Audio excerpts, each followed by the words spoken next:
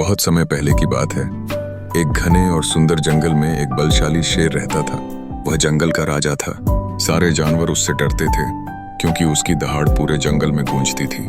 शेर दिन भर शिकार करता और फिर पेड़ की छाया में आराम करता था।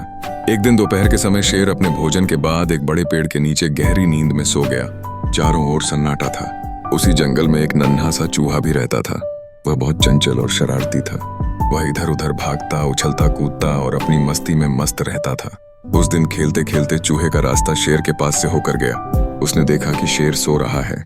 चूहे के मन में शरारत सूझी। उसने सोचा, चलो इस बड़े जानवर पर चढ़कर खेलते हैं। वह धीरे धीरे शेर के शरीर पर चढ़ गया और कभी उसकी पूंछ पर तो कभी उसके सिर पर दौड़ने लगा। शेर की नींद खुल गई। उसने गुस्से में दहाड़ मारी और अपने पंजों से चूहे को पकड़ लिया।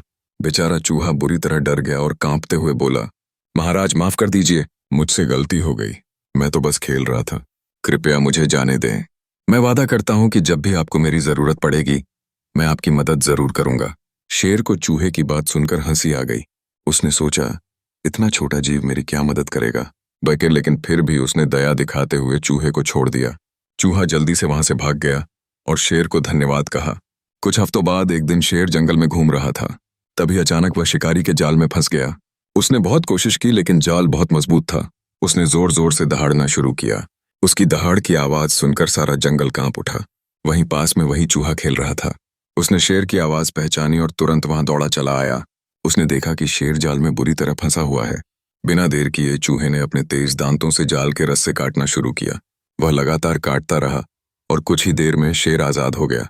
शेर ने राहत की सांस ली और मुस्कुराते हुए कहा, धन्यवाद मेरे छोटे दोस्त। आज तुमने साबित कर दिया कि किसी को छोटा या कमजोर नहीं समझना चाहिए। मैं तुम्हारा एहसान कभी नहीं भूलूंगा। चूहे ने नम्रता से कहा, महाराज यह तो मेरा कर्तव्य था। आपने उस दिन मुझे माफ किया था। आज मुझे आपका उपकार चुकाने का अवसर मिला। दोनों हंस पड़े और अच्छे दोस्त बन गए। उस दिन के बाद शेर ने कभी किसी छोटे जीव को तुच्छ नहीं समझा।